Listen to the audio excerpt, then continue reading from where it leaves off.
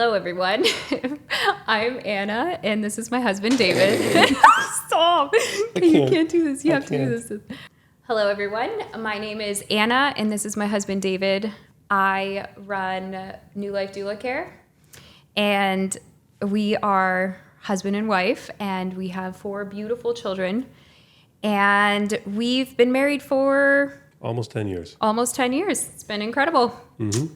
And we are going to sit down and we are going to just dive into the last child's birth. Yes. However you say that. Our most recent one. Our most recent one, yes. And maybe to start this off, we each get to choose a word to describe that birth. Fantastic. Fantastic? Yep. Okay. My word would be peaceful. It was incredibly peaceful and fantastic. And fantastic. Anyway, I asked on my Instagram for some questions that people would have. And before we go into the questions, I thought it might be smart to just kind of do a really brief synopsis of the entire birth and pregnancy. So do you want to share a little bit about how it started, or do you want me to talk about it? You can start, and I'll just add in my pieces as I go along. Perfect. As you go along.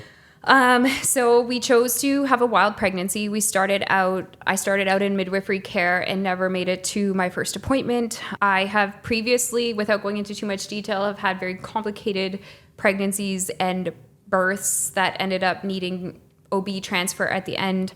And our goal for this pregnancy was very much to have a hands-off pregnancy and birth. And so we looked into all the options, and we realized that something that really aligned with us was to actually have a mostly wild pregnancy and to birth our baby at home, which is where we wanted it to happen more than anywhere. Well, that's what we wanted, all 4 of them. Yeah, that was our goal. We never got it, so... Yeah, and it was always for legit reasons. We don't blame our care providers in any way, shape, or form for our decisions.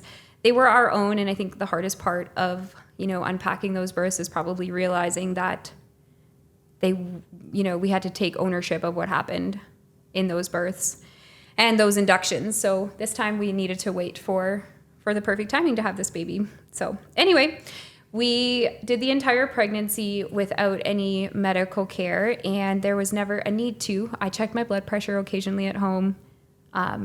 We hired a traditional birth companion to walk alongside us to witness us in pregnancy. And if needed, we were going to call her at birth. She was incredible. Or what did you think? Did you enjoy her? Very much. Yeah, she was great.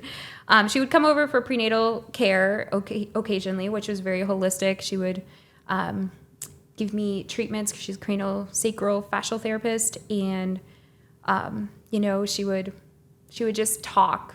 We would talk it out. I would tell her everything I'm thinking and feeling. And yeah, she was just support. It was incredible. And yeah, day of the birth came, and yeah. 20 minutes before she arrived. Yeah. Our TBA never made it. Well, she did 20 minutes before, but she was never there for any of the labor, really. Nope. It was amazing. Just labored at home, waited for labor, never did anything to try and bring it on, just waited it out. And it was so simple, so ordinary, and yet so beautiful. But yeah, anyway, that is a brief outline. We had her in our tub at home, 0 complications, and a lot of little parts and details of the birth will get answered through these questions. So let's dive right in. Let's do it. All right, let me pick one. Some of them came in anonymously, so I'm not sure who asked them. So if I don't answer them well, you're welcome to ask again privately if you need to. I think I'll start with the first one. The first question is actually for you. It says, for David, what was the most difficult part about supporting Anna? Actually, a former client of mine asked this, so I'm curious. I don't know if there was any difficult part, honestly. It was all fairly easy and straightforward. The most difficult part would probably be figuring out what kind of food you want to eat. Perfect. And making it. Yeah. But other than that, it was easy, breezy, beautiful. Yeah, I didn't need anything other than for you to just be there. Yep. And you held me. And honestly, even like the hip squeezes that you were training me for, I didn't use any of it. No. You were just chilling there, and yeah. Contraction would come, and then it would be over, and then we would watch a movie or something. And yeah. And they were relax. I was having a very easy time coping with them all my other births, for some clarity, they were all Pitocin induction births. And Pitocin labor is no joke at all. I never reached the level of pain ever with Jane's birth.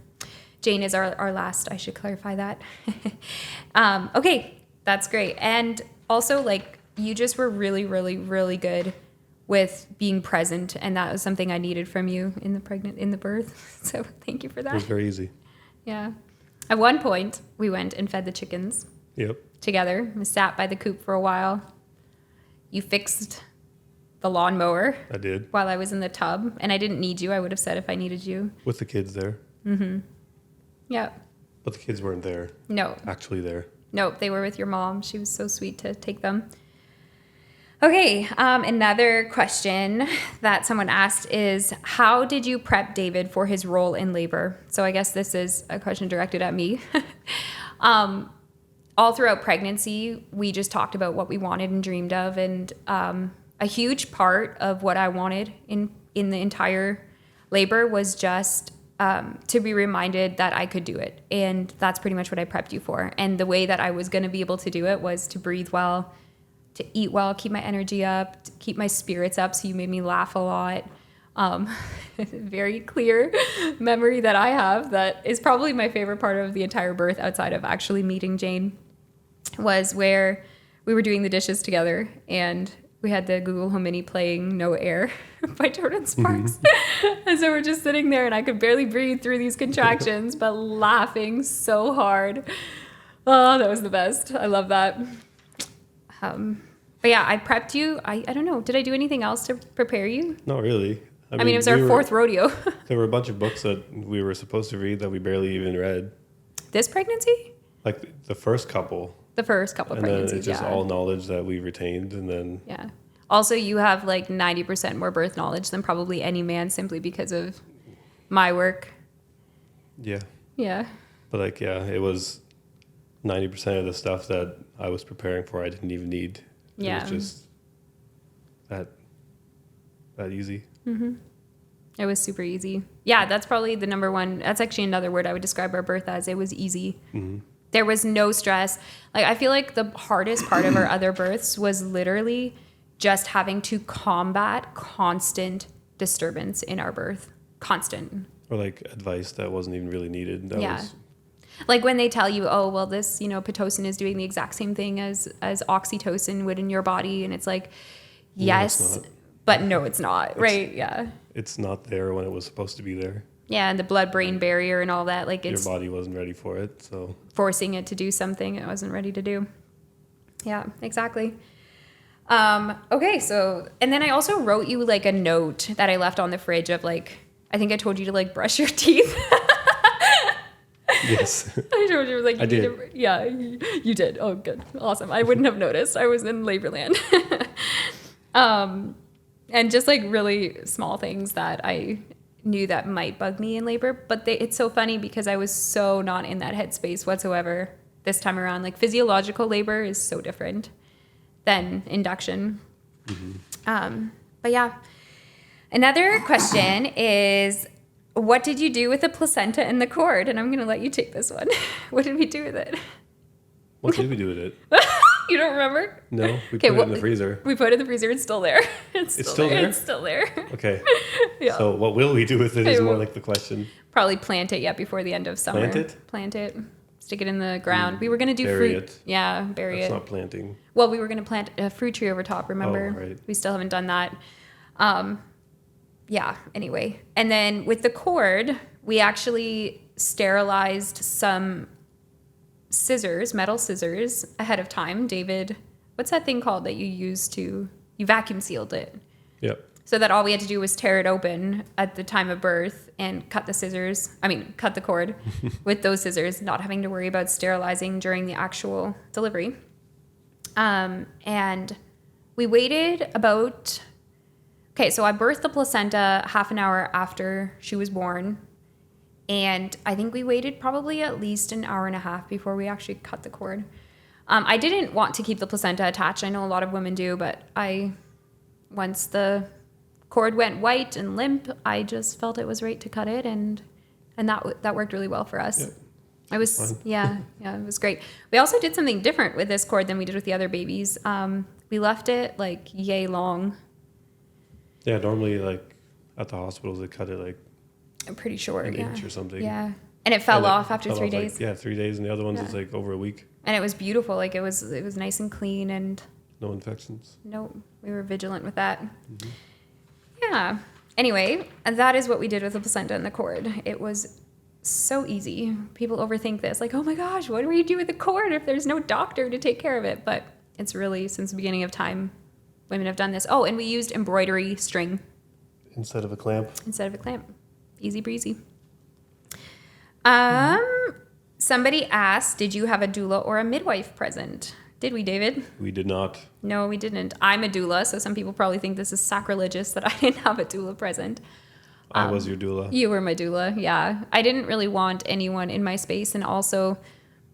Well, that was the main thing. Like, the whole point of this one was to be as least intrusive as possible. Yeah. Just us until other help was necessary. Until something presented, yeah. And there wasn't, like, we are saying that from a place of privilege. Like, we have hospital access close to us if something arose where we needed medical help. But like the real root reason for wanting to birth this way was because we truly trust birth, and we trust that our design is beautiful and perfect, and inherently birth is safe. Mm-hmm. With the odd time that you do need medical assistance. And in my work as a doula, I've seen too much to know that it isn't, like, it is often you get rescued from something that, you know, the hospital system actually caused. And I want to be careful with saying that because I lived that, and it's hard to remove myself from that. But yeah, anyway. Another one. Are you taking clients for next year? Random. No, I am going to be nursing my baby, raising my babies at home, and unless one of my close family and friends or someone from down the street or a neighbor or someone had a baby and needed me, I would come. But otherwise, for right now, my priority is at home with the babies, and I love it fully. Having said that, I do miss going to births. Yep. Yeah. So it's probably going to happen again. Yeah. I'm only 4 months postpartum. Give me time. David. Yes. Is this for me again? I'm going to find one that's for you. Would you have your children present at future births? Based off of how our birth went, is that something you would want? No.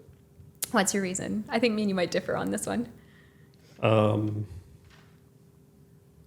don't know. I think there's, just in case something does go wrong, I don't want to traumatize them. Yeah. They are very sensitive, our children. And they're young. Mm-hmm. And we're probably not going to have babies that long, where Enzo's going to be 16 years old. Mm-hmm. And even then, he wouldn't want to be there at 16 years old. No, probably not. And if he was... Obviously not. He's a 16-year-old boy. I don't know. You might be surprised. Maybe. I just have this very, very, very beautiful memory of when we were pregnant, or when I was pregnant. You hate that saying. When I was pregnant, and we watched this birth video together where this family had they were having their 5th baby, and all the kids were around, and they were all so incredibly amazed at their new sibling. And do you remember we cried about it? Like, I feel like you did cry. You didn't cry. No. Anyway, I feel like it's situational. Like, if we were to have another baby and the kids were home, it was during the night, and it went as fast as it did with Jane, like, that's fine. But that's different than having your kids present at the birth. Mm-hmm. And if it was in a birth pool and it was like relatively easygoing, I'd feel differently. I think that's just something we would take situationally. Mm-hmm. But I think I don't know that I would plan to have them there. Yeah. Even with it going as great as it did, I really liked our space. It's still something it's just an added thing that you have to think about, mm-hmm. that I didn't want to think about. Yeah, exactly. I wanted you to be able to be just 100% present. And it was truly a joyful birth experience. And mm-hmm. I think that you felt 100% present because there was no other. Oh, that's something I wrote on your list, that we were just going to be present. And that really was the case. Phones away. Phones away, and we did. Hence why our TBA only got the call when she did. No, I think it was because we didn't think labor was progressing to the point where Yeah. she needed to be called. I never reached a Until place you of were in not the washroom. coping. Yeah. And then it was like, okay, you're screaming Mm-hmm. now, so Yeah. Well, she was literally It's coming going. out of my birth canal when I was like hollering. yeah. Having said that, I did not feel pain in labor. It was so intense, but I didn't feel pain. Like, I don't know how to describe it. Like, I can't put words in it. I can't even grasp it. I can't even think about how to describe it. But it was so intense, like opening up like that and feeling it all for the very first time ever without having an epidural. It's incredible. I would do it again a million times. It wasn't painful. Anyway, I loved it. Someone said, what did you learn about each other through this? What did you learn about me? I don't know. Did I learn anything about you? I don't know. I feel like we're very open communicators. Like, you know everything about me and I know everything about you. That I don't know if you learned anything. I don't know. I just learned that I wasn't broken. Yeah. That my body could do it. I just needed to give it a chance. And all this time, that's all it needed. It just needed time. Time and, like you said, an actual chance to do it without someone coming in and saying, no, you can't, or this is gonna happen if you do this. Or I was just done letting hospital policy like overrule my intuition, which my intuition with every single baby has been, I don't want to get induced, but I feel like my hands are tied. And it's because I felt so almost enslaved into the medical system, because you're supposed to be so grateful for it. You're so grateful for the free healthcare you're getting. You're so grateful for the midwifery care that you're getting, because there's so many women who are lining up for a midwife, and amazing, because they do provide more holistic care than, OB hospital-based care. But I couldn't do it this time, knowing where I was truly at. I was like, that spot can be for someone else. And I think we 100% made the right choice. I don't think so. We did 100% make the right choice. Agreed. Okay, what was the atmosphere around pregnancy, birth, postpartum, and women's health while you were growing up? There was no atmosphere. Yeah, you were left in the dark about everything till you figured it out yourself. Pretty much. Yeah. Yeah. Like, I didn't even know my mom was pregnant with my 10th sibling. three younger siblings. That's nuts. I didn't. My mom was done having babies when she was 22, so I was a youngin', and I never got to experience that. But I can sure as heck say it would have bonded my mom's and my relationship more if she would have invited me into that more. Which is why I think like we are even raising our babies in a totally different way, and Well, it's just normal. it is just normal. Birth is part of life. But what I mean is, like, the atmosphere growing up is just completely normal, where in our background, you don't talk about it. It's just... You buy them at the store, in case you're wondering how we get babies in this world. Go to Walmart. Go to Walmart and have a baby. No, you buy a baby. You buy a baby. It's ridiculous. Okay, this is a big question, and I want you to answer it. And I'll see if I have anything to add. But what was the journey like with getting your husband on board? Was he supportive about making different pregnancy choices? Yes, I was very supportive. You were... And what was the journey like? Getting me on board? That's your question.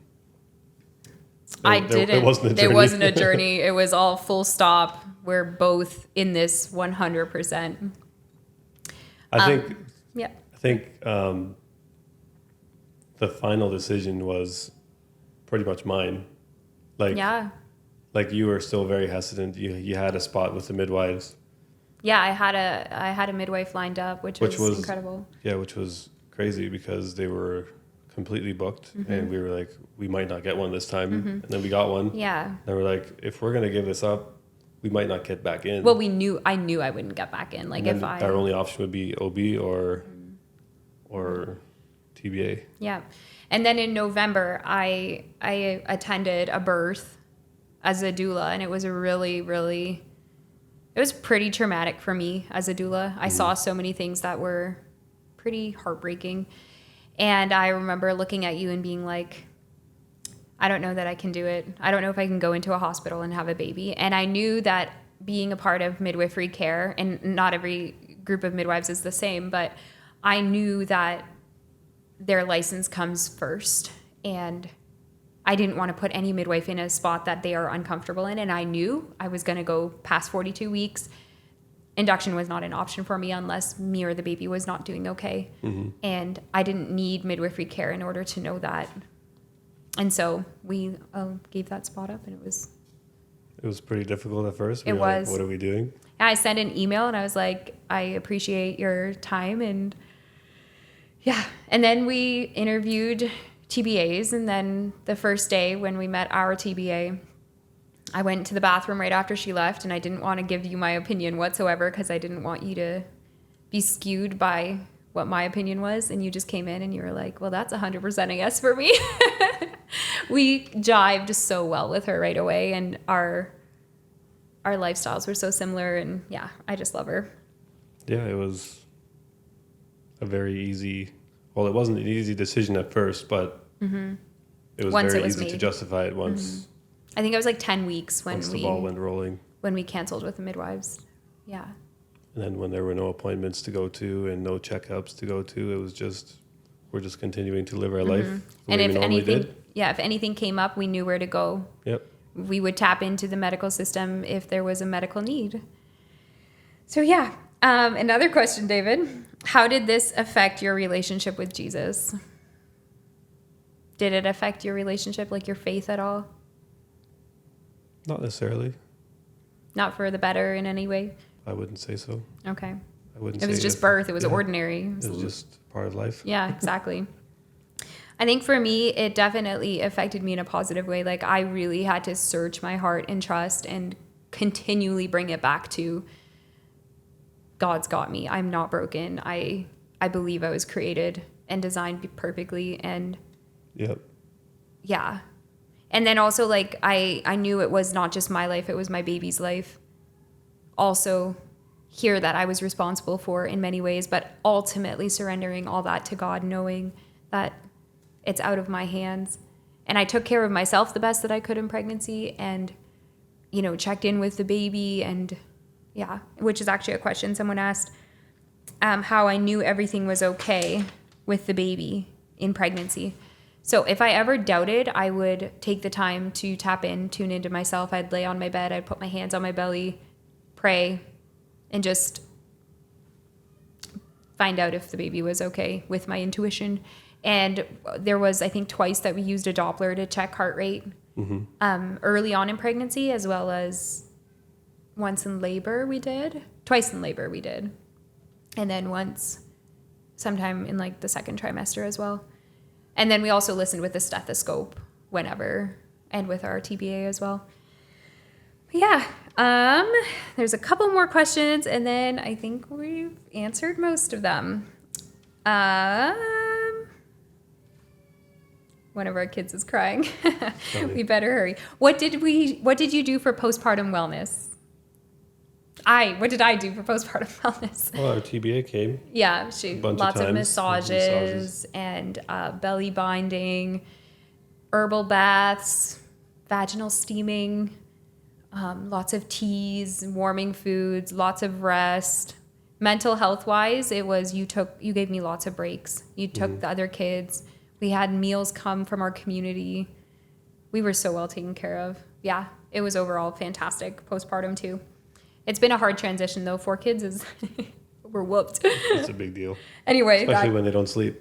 Yeah, exactly. And have food allergies. Anyway, the last question, I think. Oh no, there's one more. Did you catch the baby, David? No. Nope. Caught her all on my own. Just like you wanted to. Yeah. I've caught 3 out of 4 of our babies now. Yep. And I would never do it any other way unless I was in a position where I couldn't catch the baby. And it was not ideal situation for me to catch it. No, it was like a half-filled bathtub where barely made it in time. It was good. And then the last, I've been avoiding one question. Which one? Do you promote free birth as the gold standard? Yes. You do? I don't. As a doula, I don't. I have always been a middle of the road kind of person as a doula, as a mom, and it's with this too. Free birth isn't for everyone. Birthing unassisted. It's not for everyone, but I guess not the gold standard. It's but our gold standard, though. If you can do it, then do it. It was incredible. 100%. And it has to be something that like you prepare for. We didn't go into it blindly. We educated ourselves on like complications that can come up, what to look out for. Mm-hmm. What else did we do? We watched a ton of videos. Like Breech Without Borders was a big one because if baby was coming breech, like we needed to know what to do. And our TBA also was like, she was very confident and instilled confidence in us. Yeah, for sure. We learned a lot. And like even things like shoulder dystocia, like I've seen that come up in my work and I knew how to deal with it. I just, in that moment, I needed someone else to also know how to deal with it. So you were really good with that. But I never expected you to be a midwife or to be an OB mm-hmm. or anything like that. I knew we were going into it trusting the process and allowing it to unfold the way it needed to. And the truth is it's so extremely simple. Like birth can be so extremely simple. I moved my body the way I needed to. I followed my gut. I breathed through contractions. I ate. I kept my energy up. I rested for a long time. But anyway, our babies are calling us. We should go. One final question. Is our family complete? Are we done having babies? Who knows? Who's to say? We have like 12 years of childbearing left. But right now we're catching up on life. We're catching up on life. Yeah. Anyway, you're a rock star. I think David should write a book on how to be the best birth support partner ever on the history of this world. It's very easy. It's very easy. Just tune into what your wife needs. Aww. And communicate. And then it's all good. I love you. It's legit. I love you too. I know. I do love you. No, thanks. Should have said that sooner. Anyway, we will leave it at that. I have wanted to share our story, and maybe we will sit down and I'll do a full beginning to end birth story one day. But right now, that still feels really sacred and holy and personal. And yeah, it's hard to wrap words around that. So anyway, hope you have a good night, and thanks for joining us today. And yeah, go have babies. Yes, have lots of them. Bye. Bye.